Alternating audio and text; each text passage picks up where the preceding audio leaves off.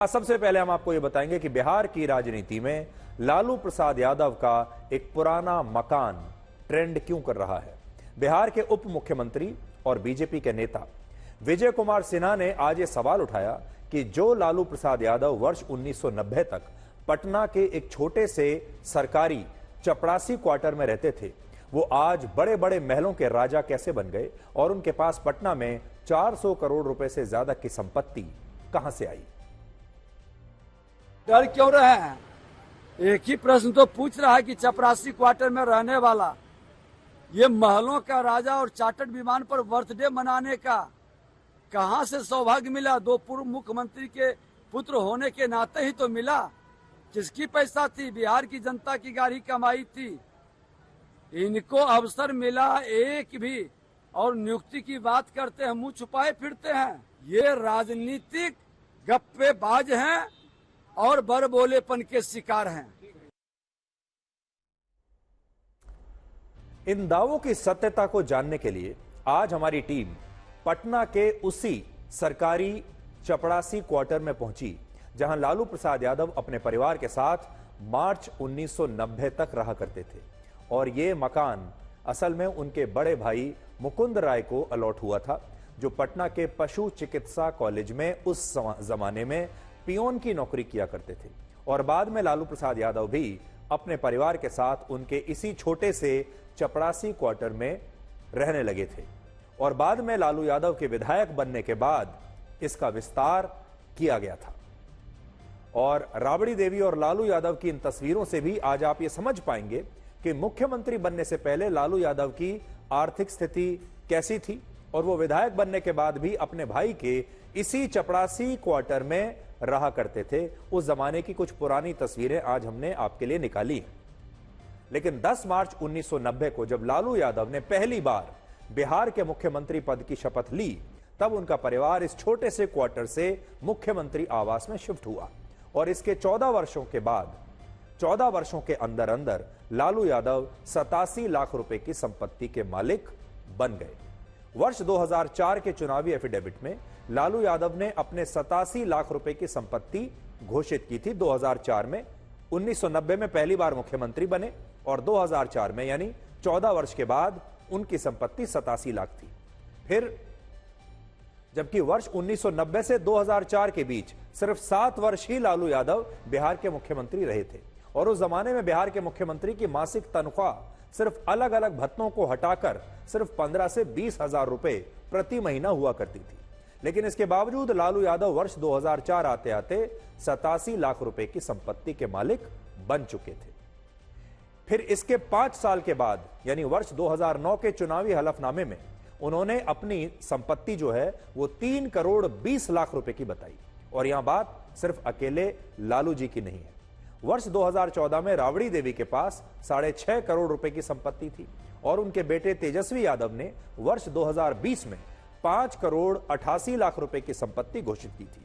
और लालू यादव के दूसरे बेटे तेज प्रताप यादव ने उसी वर्ष 2020 में 2 करोड़ 83 लाख रुपए की संपत्ति घोषित की थी। यानी अगर मैं सिर्फ इन परिवार के 3 सदस्यों की बात करें तो एक का 6.5 करोड़, 5.88 करोड़, 2.83 करोड़ और लालू यादव की स्वयं की जो संपत्ति है जो उन्होंने 2009 में घोषित की थी वो भी करीब 3 करोड़ से ज्यादा की थी। तो आप मिला लीजिए।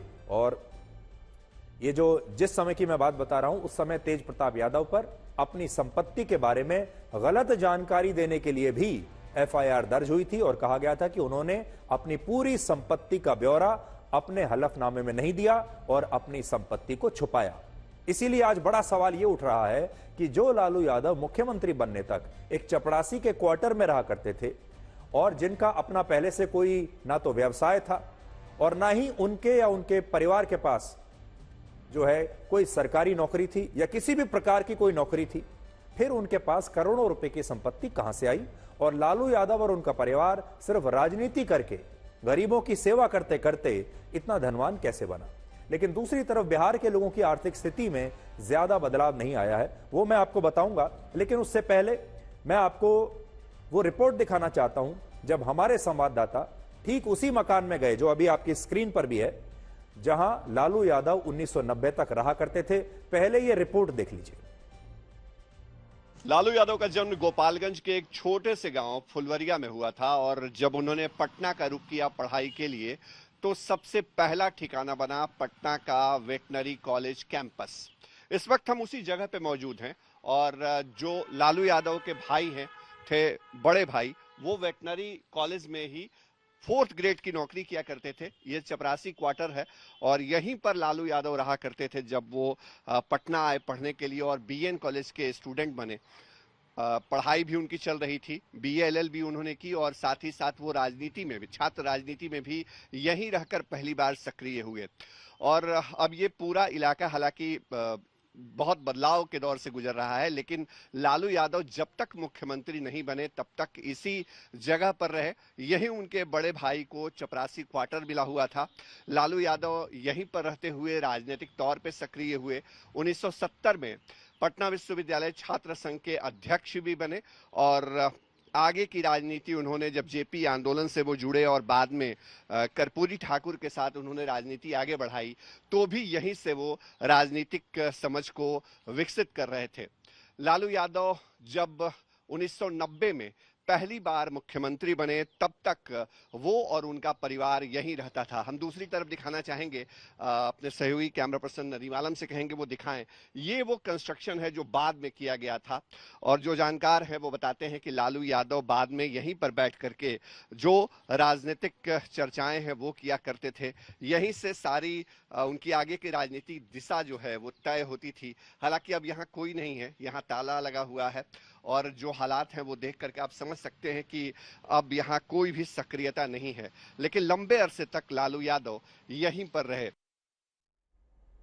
तो आपने देखा कि लालू यादव भी कितने संघर्षों के साथ गरीबी से संघर्ष करते हुए आज जहां पर हैं वहां तक पहुंचे हैं और बिहार के गरीब आज भी लालू यादव को अपना नायक मानते हैं, अपना हीरो मानते हैं। और लालू यादव ने भी शुरुआत से गरीबों की राजनीति की है और पिछड़ों की राजनीति की है। उन्होंने हमेशा ये कहा कि मैं गरीब और पिछड़ों को उनका हक दिलाऊंगा और इसीलिए वो इस वर्ग के हीरो भी बन गए।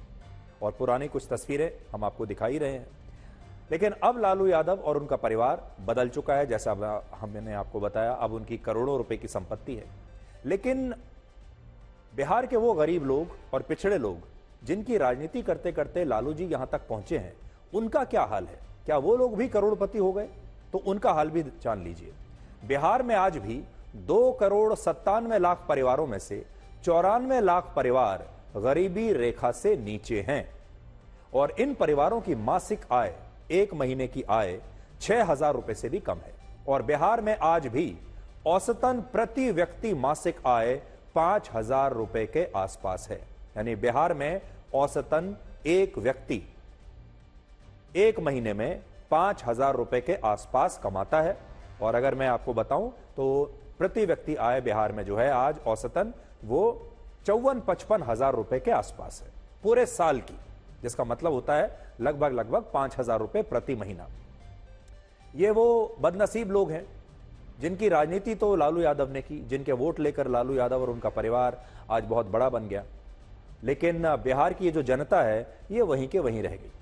अब आरजेडी का कहना है कि बीजेपी और जेडीयू के पास मुद्दे नहीं बचे हैं, इसलिए उसके नेता आज लालू यादव के परिवार पर यह बेबुनियाद आरोप लगा रहे हैं और न जाने कहां से ठीक चुनाव से पहले उन्होंने लालू यादव के इस मकान को एक बड़ा मुद्दा बना दिया है। आदरणीय प्रधानमंत्री जी कहते हैं हम चाय बेचते थे, 2 करोड़ का सूट पहन रहे हैं, चार्टर प्लेन से घूम रहे हैं। बीजेपी जो करे वो सब सही। आदरणीय लालू प्रसाद जी, गरीब का बेटा अगर पक्का मकान में चला गया तो इनके पेट में दर्द हो रहा है। यही तो लड़ाई है। प्रधानमंत्री जी अपने 10 वर्षों की नाकामी को छुपाने के लिए वही घिसा पिटा पुराना कैसेट बजा रहे हैं। ये बता ही नहीं पा रहे हैं कि 10 वर्षों में आपने क्या कर दिया। चपरासी क्वार्टर से माननीय लालू प्रसाद जी ने सफर तय किया और आज के डेट में हमारी जानकारी के तहत वर्तमान विक्रय मूल्य पर 486 करोड़ की संपत्ति लालू जी को पटना में है। पटना के सबसे बड़े जमींदार हैं लालू प्रसाद। और आप सामाजिक न्याय की बात करते हैं और किसके नाम पर जमीन है? परिवार के सदस्यों के नाम पर। उनमें फर्जीवाड़ा क्या है? तेजस्वी यादव उनका निक नेम है तरुण यादव, इनकी बेटी का नाम है दूसरा धन्नो, इसके नाम पर जमीन, मीसा भारती की बेटी के नाम पर जमीन। ये क्या खेल किया है आपने? राजनीति को बिजनेस बना दिया, धंधा बना दिया। अब हमारे देश की जो जनता है, बिहार की जो जनता है, उसे यह तय करना है कि वो चुनाव में किस तरह के नेताओं को देखना चाहती है। हमारे देश की राजनीति में एक ऐसा एम फैक्टर भी है जिस पर कभी किसी का ध्यान नहीं गया। असल में हम जब एम फैक्टर की बात करते हैं तो पहले एम का मतलब होता था मुस्लिम वोट। उसके बाद थोड़े दिनों के बाद इस चुनाव में अगर हम देखें तो एम फैक्टर का मतलब हो गया मछली, मटन और मुगल। लेकिन एम फैक्टर का एक और मतलब होता है और वो है मनी फैक्टर। एम मतलब मनी, मां से मछली तो है ही, आपने सुना होगा, लेकिन एम मतलब मनी भी है। हमारे देश में ऐसे कई बड़े नेता हैं जिन्होंने गरीबों और पिछड़ों की राजनीति करके अपने बड़े बड़े महल बना लिए, जबकि ये सारे नेता जब खुद राजनीति में आए थे तब वो छोटे से मकान में रहा करते थे। और इसीलिए हमने इस बार ये तय किया कि आज से हम आपके लिए एक नई सीरीज शुरू कर रहे हैं जिसमें हम आपको उन तमाम नेताओं के जो आज बड़ी बड़ी खानदानी राजनीति कर रहे हैं, उन नेताओं के वो घर दिखाएंगे जहां से उनकी राजनीति शुरू हुई थी, और वो घर भी दिखाएंगे जिसमें वो आजकल रह रहे हैं। और ये सीरीज इसलिए बहुत महत्वपूर्ण है क्योंकि हमारे देश में गरीबी की राजनीति से धनवान बनने वाले नेताओं पर कभी किसी का ध्यान नहीं जाता। और ये नेता भी एसी वाले कमरों में बैठकर, बड़े बड़े बंगलों में बैठकर गरीबों के चूल्हे से अपने हाथ सेकते थे। जब दुनिया में कई देश ऐसे हैं जहां ऐसी प्रवृत्ति के नेताओं और शासकों को स्वीकार नहीं किया जाता। देखिए, हमारे देश में और कुछ दूसरे देशों में फर्क यह है कि हमारे देश में भ्रष्टाचार को कोई मुद्दा आज भी नहीं माना जाता। हमारे देश में जो नेता जितने बड़े बंगले में रहता है, जितनी बड़ी गाड़ी में चलता है, जितनी बड़ी सुरक्षा लेकर चलता है, उसे उतना ही बड़ा नेता माना जाता है। हमारे देश के जो लोग हैं वो कमजोर और गरीब नेता शायद नहीं देखना चाहते। इसीलिए आपने देखा होगा गरीब और पिछड़ों की राजनीति करने वाले तमाम नेता आज खुद बड़े बड़े बंगलों में रहते हैं, बड़ी बड़ी एसयूवीज में चलते हैं और उनकी तमाम जो है ठाट बाट रहते हैं। यहां तक कि अरविंद केजरीवाल जैसे जो नेता हैं, जो ये वादा करके राजनीति में आए थे कि कभी वो सरकारी सुविधाएं नहीं लेंगे, वो भी आज, अब तो वो जेल में है, लेकिन उन्होंने भी अपने लिए एक बहुत बड़ा मकान बना लिया। लेकिन कुछ देश आज भी हमारे दुनिया में ऐसे हैं जहां पर जो जनता है वो भ्रष्टाचार को लेकर बहुत संवेदनशील है। और हम ये चाहते हैं कि हमारे देश के लोग भी भ्रष्टाचार को लेकर उतने ही संवेदनशील बने जितने दक्षिण कोरिया के लोग हैं। आज मैं आपको दक्षिण कोरिया का एक उदाहरण देना चाहता हूं। दक्षिण कोरिया के राष्ट्रपति यूं सुक योल की पत्नी ने, यानी वहां की जो फर्स्ट लेडी हैं, वहां के राष्ट्रपति की पत्नी, उन्होंने अमेरिका के एक प्रीस्ट से 1,88,000 रुपए का एक बैग, डियोर का बैग गिफ्ट में ले लिया।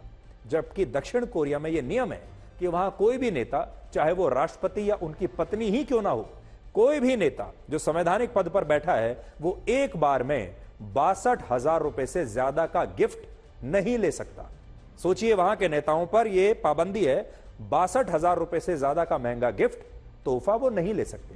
और दक्षिण कोरिया में राष्ट्रपति की पत्नी ने एक बैग ले लिया।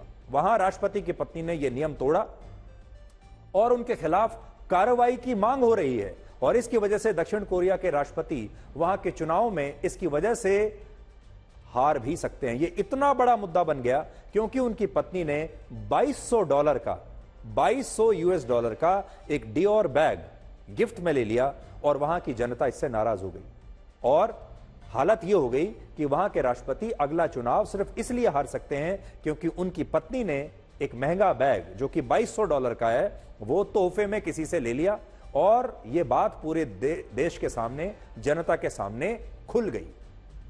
लेकिन हमारे देश में तो भ्रष्टाचार के आरोप में गिरफ्तार होने के बाद भी मुख्यमंत्री का पद कोई आजकल छोड़ा नहीं जाता और लोग जेल से ही सरकार चलाते रहते हैं। और तमाम भ्रष्टाचार के आरोप लगने के बाद भी हमारे देश में जो नेता हैं न सिर्फ चुनाव लड़ते हैं बल्कि जीतते भी हैं। और साल दर साल हर चुनाव में ऐसे जो नेता हैं वो लगातार चुनाव जीतते चले जाते हैं। इनकी अपनी बड़ी बड़ी पार्टियां हैं, वो अपनी ही पार्टी में अपने ही परिवार के लोगों को टिकट भी देते हैं और हमारी जनता जो है वो हर बार उन्हें टिकट, हर बार अपना वोट देकर उन्हें जिताती भी है। तो हम ये चाहेंगे कि आप दक्षिण कोरिया से सीखिए। अब हम आपको यह बताएंगे कि भगवान श्री राम के देश में रामनवमी के मौके पर सांप्रदायिक दंगे भड़कने की आशंका क्यों जताई जा रही है। कल रामनवमी है और आज पश्चिम बंगाल के मुख्यमंत्री ममता बनर्जी ने कहा कि चुनाव आयोग ने मुर्शिदाबाद के डीआईजी को बदलकर अच्छा नहीं किया है और अब अगर रामनवमी पर मुर्शिदाबाद में दंगे होते हैं तो इन दंगों के लिए चुनाव आयोग ही जिम्मेदार होगा। डीआईजी को भी मुर्शिदाबाद रेंज में चेंज कर दिया बीजेपी का बातों पे। अगर मुर्शिदाबाद मालदा में दंगा हो जाए तो इसको जमींदारी इलेक्शन कमीशन को लेना होगा कि हमको पता है कौन दंगा संभाल सकता है। आप जानबूझ के बीजेपी का बात पे अब चुन चुन के ऑफिसर चेंज करता है। रामनवमी का त्योहार इसलिए मनाया जाता है क्योंकि इस दिन भगवान श्री राम का जन्म हुआ था और अब तक रामनवमी के त्योहार पर हमारे देश में मीडिया की हेडलाइन कुछ इस तरह से होती थी कि रामनवमी का त्योहार देश में हर्षोल्लास के साथ मनाया गया। लेकिन आज हेडलाइन यह है कि देश में रामनवमी के त्योहार से पहले दंगे भड़कने की आशंका है और यहां बात सिर्फ रामनवमी की नहीं है, सिर्फ एक धर्म की ही हम बात क्यों करें। हमारे देश में अब हर त्योहार को लेकर, चाहे किसी भी धर्म का हो, राजनीति के हिसाब से उस त्योहार का इस्तेमाल किया जाता है। हर त्योहार एक राजनीतिक प्रोडक्ट बन गया है, हर त्योहार का राजनीतिकरण हो चुका है और यही वजह है कि अब ईद से लेकर दिवाली और रामनवमी के मौके पर देश में सांप्रदायिक दंगे भड़कने की आशंका जताई जाती है, चाहे किसी भी धर्म का हो। यह सब इसलिए होता है क्योंकि हमारे देश में अब त्योहारों का पूरी तरह से राजनीतिकरण हो चुका है। उदाहरण के लिए अकेले ममता बनर्जी पिछले एक महीने में अपनी 4 रैलियों में रामनवमी पर सांप्रदायिक दंगे भड़कने की आशंका जता चुकी है। वो बार बार ये कह रही हैं कि इस बार रामनवमी पर दंगे भड़काने की कोशिश हो रही है, जबकि हकीकत में ऐसा लगता है कि दंगों की इस आशंका के पीछे मुस्लिम वोटों की आकांक्षा छिपी हुई है। ममता बनर्जी का आरोप है कि चुनाव आयोग ने मुर्शिदाबाद के डीआईजी को इसलिए हटाया है क्योंकि चुनाव आयोग पर बीजेपी का दबाव था। लेकिन अलग अलग रिपोर्ट्स में यह दावा किया गया कि जिस डीआईजी को हटाया गया उसके खिलाफ मुर्शिदाबाद से कांग्रेस पार्टी के ही सांसद अधीर रंजन चौधरी ने खुद चुनाव आयोग को शिकायत की थी।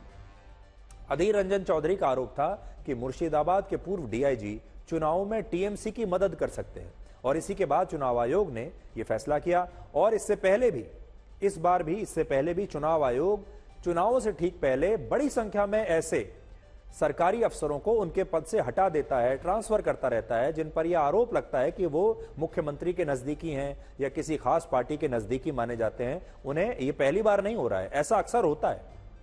ऐसा उत्तर प्रदेश में भी हुआ है, दूसरे राज्यों में भी हुआ है जहां बीजेपी की सरकारें हैं। लेकिन ममता बनर्जी ने इस पूरे घटनाक्रम को रामनवमी और सांप्रदायिक दंगों से जोड़ दिया और आरोप है कि ऐसा शायद उन्होंने इसलिए किया क्योंकि दंगों से मुर्शिदाबाद जैसे लोकसभा क्षेत्रों में वोटों का ध्रुवीकरण बहुत आसानी से हो सकता है। मुर्शिदाबाद जिले में मुसलमानों की आबादी 66.3% है, यानी मुर्शिदाबाद में जो मुसलमान हैं वो बहुसंख्यक हैं और हिंदू अल्पसंख्यक हैं, जबकि हिंदुओं की आबादी इस जिले में सिर्फ 33.2% है। बड़ी बात यह है कि मुर्शिदाबाद क्षेत्र में जो बहरामपुर लोकसभा सीट आती है, जहां 66% से ज्यादा मुसलमान रहते हैं, वहां पिछली बार कांग्रेस के नेता अधीर रंजन चौधरी ने टीएमसी को चुनाव में हरा दिया था और वो वहां से सांसद बने थे। और यही वजह है कि इस बार ममता बनर्जी ने पूर्व क्रिकेटर यूसुफ पठान को मुर्शिदाबाद क्षेत्र में आने वाली इस बहरामपुर सीट से अपना उम्मीदवार बनाया है।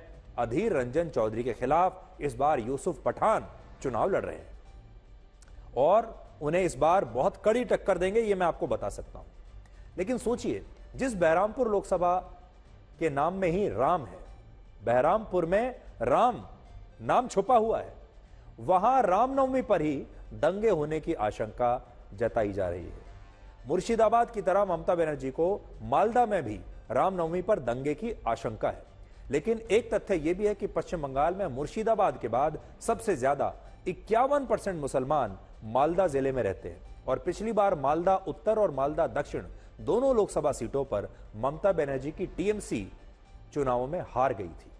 मालदा उत्तर में कांग्रेस जीती थी और मालदा दक्षिण में बीजेपी ने टीएमसी को हराया था। पश्चिम बंगाल में कुल 13 लोकसभा सीटें ऐसी हैं जहां मुस्लिम वोटों की संख्या 32% से 67% के बीच है। और इन सीटों पर मुस्लिम वोटों के लिए हर बार खुलकर तुष्टीकरण की राजनीति होती है और इस बार भी यही हो रहा है। वरना आप खुद सोचिए, जिन सीटों पर मुसलमान बहुसंख्यक हैं उन्हीं सीटों पर ममता बनर्जी को रामनवमी पर दंगे भड़कने का डर क्यों सता रहा है? तो एक जवाब तो इसका यह है कि सब कुछ राजनीति की वजह से होता है। इस बात को आप इन तस्वीरों से भी समझ सकते हैं जो पिछले साल की हैं, जब पश्चिम बंगाल के हावड़ा में रामनवमी पर दंगे भड़क गए थे और ममता बनर्जी ने कहा था कि रमजान के महीने में मुसलमान कुछ गलत नहीं करते और मुस्लिम इलाकों से हिंदुओं को रामनवमी की शोभा यात्राएं नहीं निकालनी चाहिए। একজন গুন্ডা বলছেন, টিভিতে রেকর্ড আছে, রামনবমীর দিন যা অস্ত্র পাবো নিয়ে বেরোবো, দেখবো কে কি করতে পারে। আরে তোর যা অস্ত্র তুই তাই নিয়ে যা, আমি রামনবমীর মিছিল আটকাবো না। কিন্তু মনে রাখো, মিছিল আমরাও করবে, তোমরাও করবে। রমজান মাসও চলছে, রোজার মাসও চলছে। একটা মুসলিম এরিয়ায় গিয়ে হামলা করলে মনে রাখো তার বিরুদ্ধে আইনত পদক্ষেপ নেবে। पिछले साल हुए इन दंगों को देखते हुए पश्चिम बंगाल की पुलिस ने इस बार हावड़ा के मुस्लिम बाहुल इलाकों से हिंदुओं को रामनवमी पर शोभा यात्रा निकालने की अनुमति नहीं दी थी और उन्हें शोभा यात्राओं के लिए एक वैकल्पिक मार्ग का सुझाव दिया था और कहा था कि इन शोभा यात्राओं में 200 से ज्यादा लोगों की भीड़ नहीं होनी चाहिए। लेकिन इसके बाद यह मामला कलकत्ता हाईकोर्ट पहुंचा और हाईकोर्ट से अब इन शोभा यात्राओं को अनुमति मिल गई है और अदालत ने कहा है कि अगर पुलिस 200 लोगों की भीड़ को भी संभाल नहीं सकती तो उसके पास कहने को कुछ नहीं है और पुलिस केंद्रीय सुरक्षा बल की मदद ले, लेकिन इन शोभा यात्राओं को पुलिस को रोकना नहीं चाहिए। और आज यही मुद्दा प्रधानमंत्री नरेंद्र मोदी ने भी उठाया और कहा कि हाईकोर्ट के फैसले से सत्य की जीत हुई है और रामनवमी के उत्सव के खिलाफ टीएमसी का षड्यंत्र हार गया है। ये पहली रामनवमी है जब अयोध्या में भव्य राम मंदिर में राम लला विराजमान हो चुके हैं। मुझे पता है टीएमसी ने हमेशा की तरह यहां रामनवमी उत्सव को रोकने की पूरी कोशिश की, सारे षड्यंत्र किए, लेकिन जीत सत्य की ही होती है। इसलिए कोर्ट से अनुमति मिल गई है और कल पूरी श्रद्धा और भक्ति के साथ रामनवमी की शोभा यात्राएं निकलेगी। अब हम आपको एक ऐसी खबर के बारे में बताएंगे जो चुनावी बॉन्ड्स के शोर में कहीं दबकर रह गई और आप तक पहुंच नहीं पाई, लेकिन हकीकत में यह खबर चुनावी बॉन्ड्स की खबर से भी बड़ी है। आजकल चुनावी बॉन्ड्स को लेकर बड़ा विवाद चल रहा है। वर्ष 2018 से 2024 के बीच लगभग 6 वर्षों में राजनीतिक पार्टियों को 16,518 करोड़ रुपए के चुनाव बॉन्ड से चंदा मिला है और अभी हमारे देश में विपक्ष ने इसे एक बहुत बड़ा मुद्दा बना रखा है कि बीजेपी को इतना पैसा क्यों मिल गया या इस अमुक पार्टी को इस कंपनी से इतना पैसा क्यों मिल गया, जबकि इन चुनावी बॉन्ड से चंदे की बारिश विपक्षी दलों पर भी उतनी ही हुई है, बल्कि बीजेपी को कम पैसा मिला है, विपक्षी दलों को ज्यादा मिला है। लेकिन क्या आप जानते हैं कि पिछले 44 दिनों में, मैं 6 साल की बात नहीं कर रहा, 5 साल की बात नहीं कर रहा हूं, सिर्फ 44 दिनों की बात कर रहा हूं, पिछले 44 दिनों में चुनाव आयोग ने देश में 4,658 करोड़ रुपए की अवैध शराब, ड्रग्स, कैश और चुनाव में मुफ्त में बांटे जाने वाला सामान जब्त किया है। कितने का? 4,658 करोड़ रुपए का। लेकिन इस पर हमारे देश में ना कोई चर्चा है, ना कोई बात हो रही है, जबकि यह भारत के अब तक के लोकतांत्रिक इतिहास में हुई सबसे बड़ी कार्रवाई है और यह सारा वो कैश और वो शराब है जिनसे इस देश के नेता नोट तंत्र के जरिए लोकतंत्र का वोट खरीदने की कोशिश करने वाले थे। पूरी खबर आपको बताऊं उससे पहले आपसे एक सवाल है। ईवीएम को लेकर बहुत विवाद होता है कि ईवीएम की सेटिंग हो रही है और इस सेटिंग की वजह से बीजेपी जीत जाती है। यह बेईमानी मानी जाएगी। चुनाव बॉन्ड जो है वो भी बड़ा विवाद है, क्योंकि वो भी चुनाव से ही जुड़े हुए हैं कि भाई चुनाव में फंडिंग कहां से आ रही है, यह भी बेईमानी मानी जाएगी। लेकिन जो नेता और जो पार्टियां इन चुनावों में वोटों को खरीद रहे हैं, खरीदने के लिए पैसा बहा रहे हैं, शराब दे रहे हैं लोगों को, कैश बांटा जा रहा है, सोना बांटा जा रहा है, ड्रग्स के जरिए पैसा इधर से उधर भेजा जा रहा है, और वो भी 4,500 करोड़ रुपया, क्या यह बेईमानी नहीं है?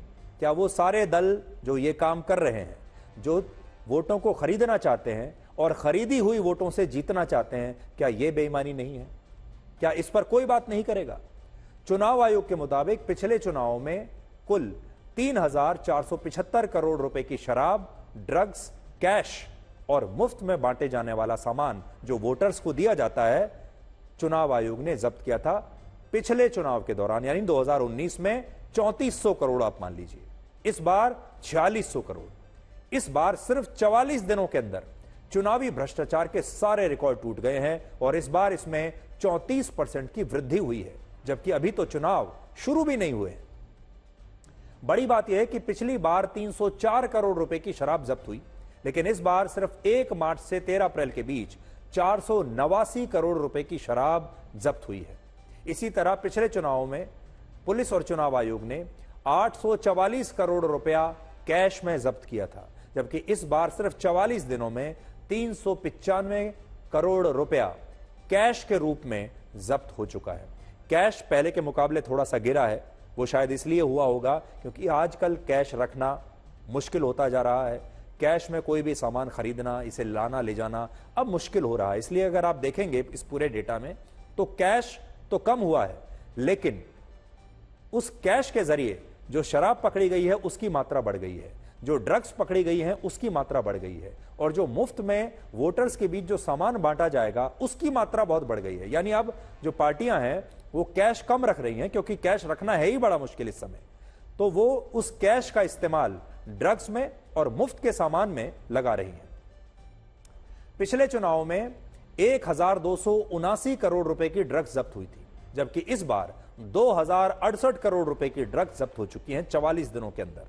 यानी आप सोचिए ड्रग्स में कितना बड़ा उछाल है।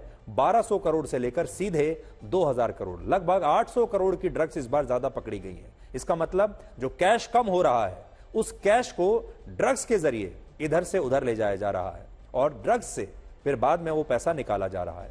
पिछले चुनावों में मुफ्त में बांटे जाने वाली साड़ियां, चप्पल, टीवी, मोबाइल फोन और दूसरा 60 करोड़ रुपए का सामान चुनाव आयोग ने जब्त किया था, लेकिन इस बार अब तक 1,142 करोड़ रुपए का वोटरों को मुफ्त में बांटे जाने वाला सामान जब्त हो चुका है। और इससे आप समझ सकते हैं कि हमारे देश में अब लोकतंत्र को मुफ्त की रेवड़ियों से लूटने की भी कोशिश हो रही है। इसमें जंप देखिए आप, पिछले चुनाव में सिर्फ 60 करोड़ रुपए का मुफ्त का सामान था, इस बार 1100 करोड़ रुपया ये पहुंच गया।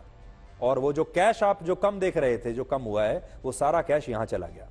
सबसे बड़ा विरोधाभास यह है कि जिस ईवीएम को हैक करने की बात आज तक कभी साबित नहीं हुई, उस ईवीएम को लेकर तो हमारे देश के विपक्षी दल लगातार सवाल उठाते हैं। आज सुप्रीम कोर्ट में भी वो पहुंच गए, सुप्रीम कोर्ट में भी ये चर्चा हो रही है। लेकिन इसी देश के लोगों को जब चुनावों में शराब, कैश, ड्रग्स और मुफ्त की रेवड़ियां देकर उनसे उनका वोट खरीद लिया जाता है, तो इस बेईमानी पर कोई बात नहीं करता, जबकि असली गड़बड़ी ईवीएम में नहीं बल्कि यहां हो रही है। असली बेईमानी तो यहां हो रही है और आप लोग सब ईवीएम के पीछे पड़े हैं। यहां एक और बड़ा पॉइंट यह है कि इस चुनावी भ्रष्टाचार को रोकने के लिए वही चुनाव आयोग दिन रात काम कर रहा है जिसकी निष्पक्षता पर विपक्षी पार्टियां अक्सर सवाल उठाती हैं। इसलिए आज चुनाव आयोग की तारीफ करनी पड़ेगी और चुनाव आयोग सब पर कैसे बराबरी का एक्शन ले रहा है वो भी देखिए। चुनाव आयोग के मुताबिक उसने इस बार देश में सबसे ज्यादा 778 करोड़ रुपए राजस्थान से पकड़े हैं जहां बीजेपी की सरकार है, 605 करोड़ रुपए गुजरात से जहां बीजेपी की सरकार है, 460 करोड़ तमिलनाडु से, 431 करोड़ महाराष्ट्र से, 311 करोड़ पंजाब से, 281 करोड़ कर्नाटक, 236 करोड़ दिल्ली। सोचिए, यहां थोड़ी देर के लिए रुक जाइए, 236 करोड़ रुपए तो दिल्ली से बरामद हुए हैं, 219 करोड़ रुपए पश्चिम बंगाल, 155 करोड़ बिहार से और 145 करोड़ रुपए की जब्ती उत्तर प्रदेश से की है। वहां पर भी बीजेपी की ही सरकार है। इन आंकड़ों से आप समझ सकते हैं कि चुनाव आयोग चुनावों में भ्रष्टाचार को रोकने के लिए सभी राज्यों पर बराबरी से कार्रवाई कर रहा है और चुनाव आयोग का लक्ष्य यही है कि राजनीतिक पार्टियां और उनके नेता किसी भी तरह नोट तंत्र से लोकतंत्र को खरीद ना पाए। लेकिन इसके बावजूद आप दिन भर देश में यही सुनते होंगे कि चुनाव आयोग बीजेपी से मिला हुआ है और वो अपना काम ईमानदारी से नहीं कर रहा, जबकि ये बात आज इन आंकड़ों से पूरी तरह गलत साबित हो जाती है। इसलिए अगर कोई ईवीएम से बेईमानी करता है तो बिल्कुल सही बात है, ये बेईमानी मानी जाएगी। अगर कोई चंदे के जरिए बेईमानी करता है वो भी ठीक है, इलेक्शन बॉन्ड की। लेकिन जब इसी बेईमानी से वोट खरीदे जा रहे हैं खुलेआम, तो क्या आप उसे बेईमानी नहीं मानेंगे? अब हम आपको दुनिया की दूसरी सबसे मुश्किल परीक्षा यानी यूपीएससी की सिविल सर्विसेज की परीक्षाओं के नतीजे के बारे में बताएंगे और ये नतीजे आज ही आए हैं। भारत में आज भी जो युवा हैं उनका सबसे बड़ा सपना होता है एक दिन यूपीएससी की परीक्षा पास करना और आईएएस, आईपीएस या आईएफएस बनना। पिछले साल हुई यूपीएससी की इस परीक्षा में कुल मिलाकर 1016 उम्मीदवार पास हुए हैं और यह खबर हम युवाओं के लिए दिखा रहे हैं, आप ध्यान से सुनिएगा। 1016 उम्मीदवार पास हुए हैं इस साल, जिनमें 347 उम्मीदवार सामान्य वर्ग से हैं, 303 उम्मीदवार ओबीसी समुदाय से हैं, 165 उम्मीदवार दलित समुदाय से हैं, 85 उम्मीदवार आदिवासी समुदाय से हैं और 115 उम्मीदवार आर्थिक रूप से कमजोर वर्ग के हैं और कुल 1016 उम्मीदवारों में से 51 उम्मीदवार मुसलमान हैं। यह बात भी आप याद रखिएगा, 51 उम्मीदवार इस बार जिन्होंने सिविल सर्विसेज की परीक्षा पास की है वो मुसलमान हैं। ये भारत की और भारत की धर्मनिरपेक्षता की कितनी बड़ी जीत है आप सोचिए। यानी कुल मिलाकर 5% मुस्लिम उम्मीदवार पिछले साल की यूपीएससी की परीक्षा में पास हुए हैं और इनमें नौशीन नाम के छात्र की 9वीं रैंक आई है। यानी एक मुस्लिम छात्र तो ऐसा है जो टॉप 10 में शामिल है इस बार। इन परीक्षाओं में लखनऊ के आदित्य श्रीवास्तव की पहली रैंक आई है और आदित्य ने आईआईटी कानपुर से बीटेक की पढ़ाई की है, जो यूपीएससी की परीक्षा की तैयारी करने से पहले एक बहुत बड़ी कंपनी में वो नौकरी भी किया करते थे और उनकी हर महीने की सैलरी लगभग 2.5 लाख रुपए थी। लेकिन यूपीएससी की परीक्षा के लिए उन्होंने इस नौकरी को छोड़ दिया और इस परीक्षा में अब उनकी पहली रैंक आई है। और अगर इनके बारे में मैं आपको और एक दो बातें बताएं, ये शुरू से ही मेधावी छात्र थे और ये स्कूल में भी फर्स्ट आते थे।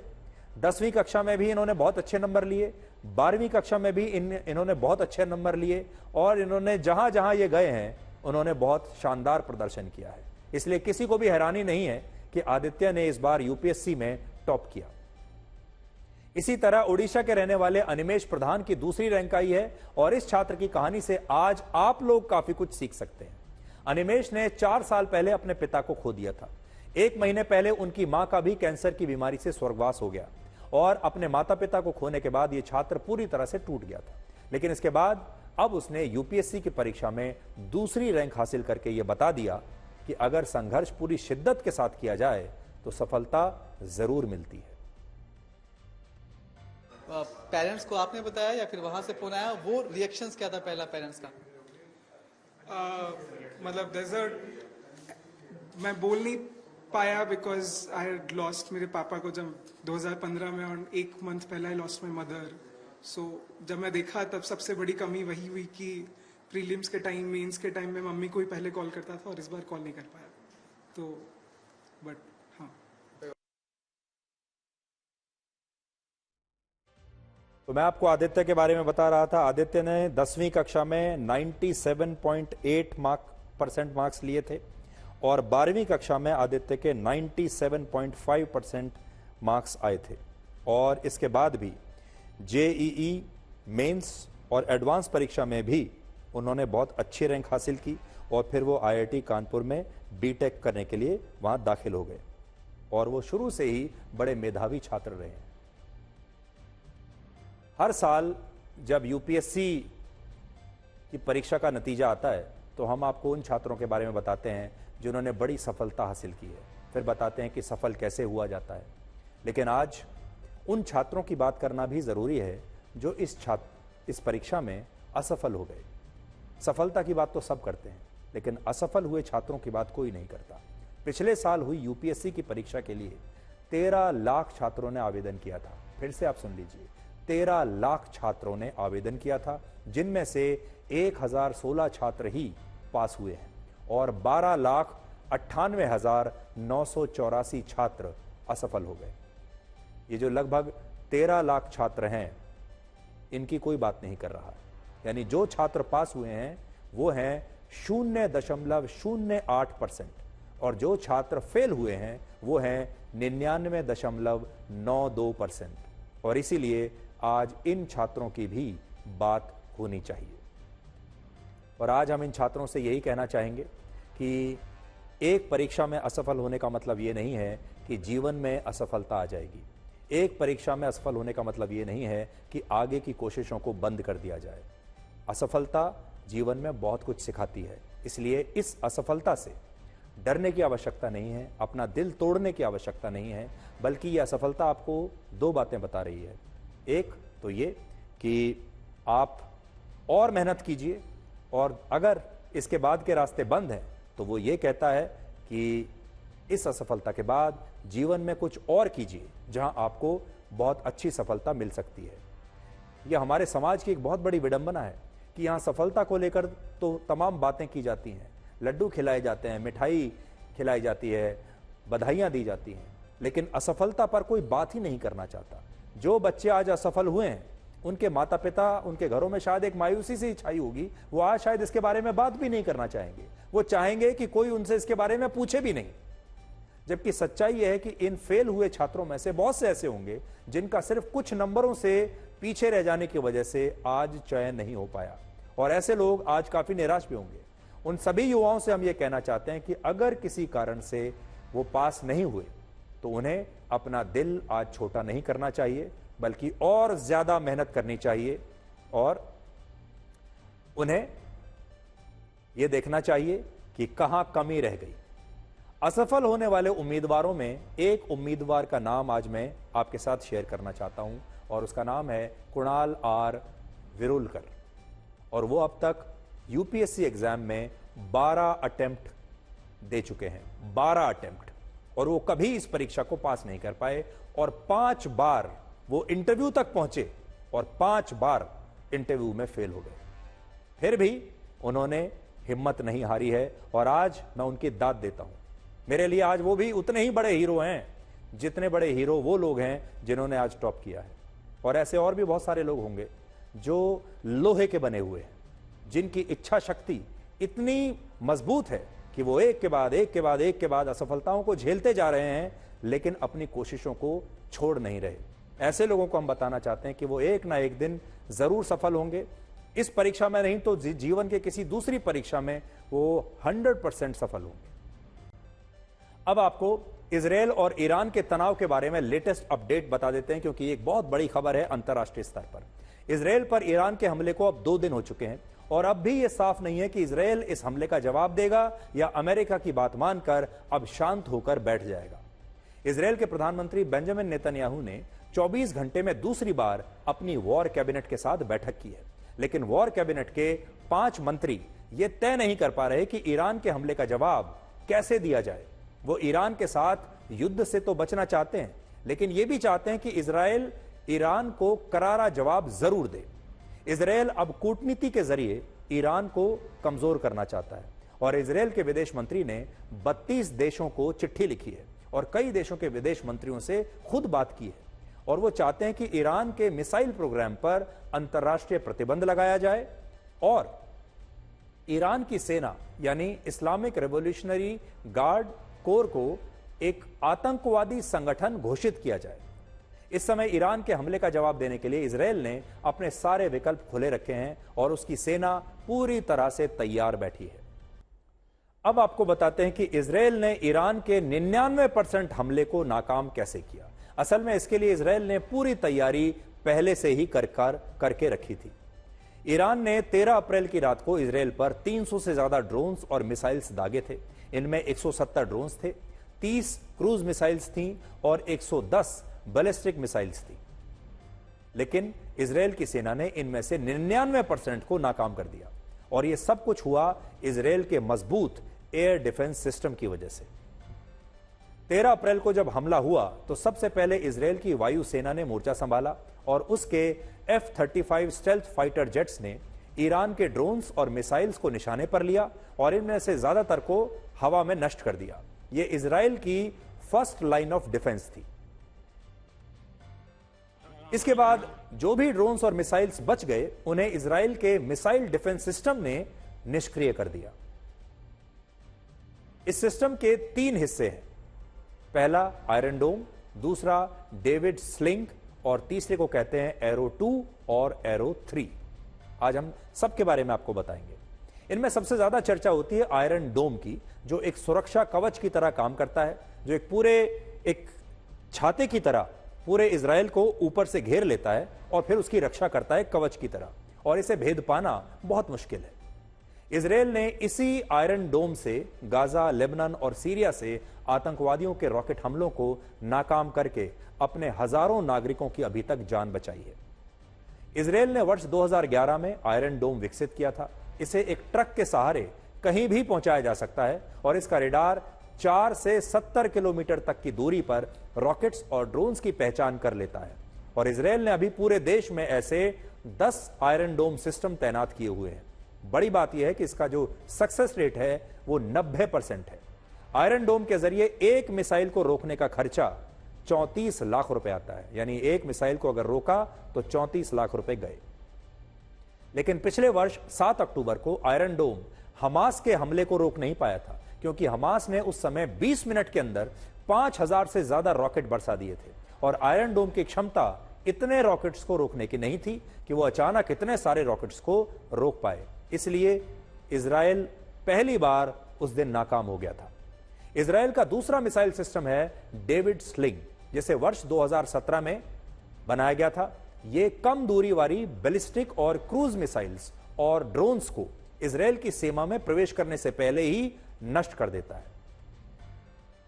इजरायली डिफेंस सिस्टम का तीसरा हिस्सा है जिसे हम कहते हैं एरो 2 और एरो 3। यह बहुत ऊंचाई पर लंबी दूरी के बैलिस्टिक मिसाइल्स की पहचान कर लेता है और उन्हें हवा में ही मार गिराता है। इजराइल ने 1991 के खाड़ी युद्ध के बाद इस सिस्टम को विकसित किया था और इनमें सबसे एडवांस्ड है एरो 3, जो हाइपरसोनिक स्पीड से दुश्मन के मिसाइल्स पर हमला करता है और उसे इजराइल से 200 से 300 किलोमीटर पहले ही मार गिराता है। पिछले साल नवंबर में ईरान समर्थित हूती आतंकवादियों ने जब हमला किया तो इजराइल ने इसी एरो सिस्टम का इस्तेमाल करके उस हमले को नाकाम किया था। और 13 अप्रैल के ईरान के हमले को रोकने में भी ये जो सिस्टम है एरो, ये सबसे ज्यादा काम आया और ज्यादातर मिसाइल्स को इसने इजराइल पहुंचने से पहले ही नष्ट कर दिया था। तो ये कहानी है कि इजराइल इस बार ईरान के हमले से कैसे बचा। ईरान ने हमला तो किया, 300 मिसाइलें दागी, ड्रोन्स दागे, वहां की सड़कों पर लोग तालियां बजा रहे थे, सेलिब्रेट कर रहे थे कि देखिए हमारी सरकार ने कितना बड़ा कदम उठाया है। लेकिन वो मिसाइल्स जो हैं वो कोई भी नुकसान नहीं कर पाई। वो मिसाइल्स असल में इजराइल तक पहुंच ही नहीं पाई और देखिए दोनों का काम हो गया। इजराइल का कोई नुकसान नहीं हुआ, जान माल की कोई क्षति नहीं हुई और ईरान ने भी कह दिया कि हमने बदला ले लिया, हमने हमला कर दिया, 300 मिसाइल हमने दाग दी और हमारा मिशन जो है वो कंप्लीट हो गया। अब बड़ी बात यह है कि सारे देश मिलकर दोनों को ये समझा रहे हैं कि जो हुआ उसे भूल जाओ और अब आपस में शांत बैठो और इस लड़ाई को और आगे मत खींचो, क्योंकि दुनिया में पहले से ही रशिया और यूक्रेन की लड़ाई चल रही है, इजराइल पहले से ही हमास के साथ एक लड़ाई लड़ रहा है। अब दुनिया के और देशों के साथ पास तीसरा युद्ध झेलने की क्षमता अभी नहीं है। अब हम आपको आखिर में रेगिस्तान में बाढ़ की तस्वीरें दिखाएंगे जो आपको आज हैरान कर देंगे, क्योंकि रेगिस्तान में बाढ़ आपने शायद सुनी नहीं होगी। अरब देशों में कल रात से लगातार बारिश हो रही है, जिसकी वजह से दुबई की सड़कें पानी में डूब गईं और यूएई के सभी 7 एमिरेट्स में बाढ़ जैसे हालात बन गए हैं। और दुबई तो पूरी दुनिया में ट्रेंड कर रही है, क्योंकि दुबई की ऐसी तस्वीरें इससे पहले शायद दुनिया के लोगों ने देखी ही नहीं है। दुबई में मेट्रो स्टेशन से लेकर दुबई एयरपोर्ट के रनवे तक इस समय बारिश के पानी में सब डूबे हुए हैं और इसकी वजह से कई फ्लाइट्स कैंसिल हो रही हैं, कई फ्लाइट्स को डाइवर्ट किया गया है, बहुत सारी फ्लाइट्स लेट हो रही हैं। इसलिए अगर आप दुबई जाने का प्लान कर रहे हैं तो पहले चेक कर लीजिएगा कि दुबई में मौसम कैसा है और फ्लाइट्स उतर भी पा रही हैं, टेक ऑफ भी कर पा रही हैं या नहीं। दुबई को दुनिया के सबसे हाईटेक, सबसे आधुनिक और सुनियोजित शहरों में माना जाता है, लेकिन यहां का इंफ्रास्ट्रक्चर भी 2 दिन की बारिश को झेल नहीं पाया और यहां सरकार को लोगों से यह अपील करनी पड़ी कि वो घरों से बाहर ना निकलें, अपने घरों में रहें। और इस दौरान स्कूल कॉलेज बंद कर दिए गए, जबकि बहरीन, कतर और सऊदी अरब में भी तेज बारिश से ऐसे ही हालात बने हुए हैं। इससे पहले एक और देश ओमान में भारी बारिश हुई और इससे वहां 18 लोग मारे गए हैं। वहां की तस्वीरें भी आप देख लीजिए। बारिश के बाद वहां बाढ़ आने से कई जगहों पर सड़कें टूट गईं, गाड़ियां पलट गईं और इस दौरान एक स्कूल बस भी बाढ़ के पानी में बह गई और इसमें बैठे 10 स्कूल के बच्चे और ड्राइवर मारे गए। तो ये तस्वीरें आप देख सकते हैं अरब देशों में आजकल कैसे बाढ़ आई हुई है। और जो लोग पूछते हैं कि जलवायु परिवर्तन क्या होता है, जलवायु परिवर्तन से हमारे जीवन पर क्या असर पड़ेगा, तो वे इन अरब देशों के रेगिस्तान में आई बाढ़ की तस्वीरों को आज देख सकते हैं और समझ सकते हैं कि जलवायु परिवर्तन कितना खतरनाक हो सकता है। जलवायु परिवर्तन यही होता है, रेगिस्तान में बाढ़ आ जाती है। भारत की अगर आप बात करेंगे तो अब गर्मी फरवरी से ही पड़नी शुरू हो जाती है, मार्च से ही पड़नी शुरू हो जाती है, सर्दियां आगे खिसक जाती हैं और इस बार जब मॉनसून आएगा तो कहा जा रहा है कि मॉनसून की जो बारिश है वो जुलाई नहीं बल्कि अगस्त के महीने से शुरू होगी। और कोई बड़ी बात नहीं है कि इसके बाद मॉनसून खिसक कर सितंबर तक चला जाए और सर्दियां और आगे खिसक जाए। इसी को कहते हैं क्लाइमेट चेंज। मशीन को जंग लग जाए तो पुर्जे शोर करते हैं और अगर अक्ल को जंग लग जाए तो जुबान शोर करती है।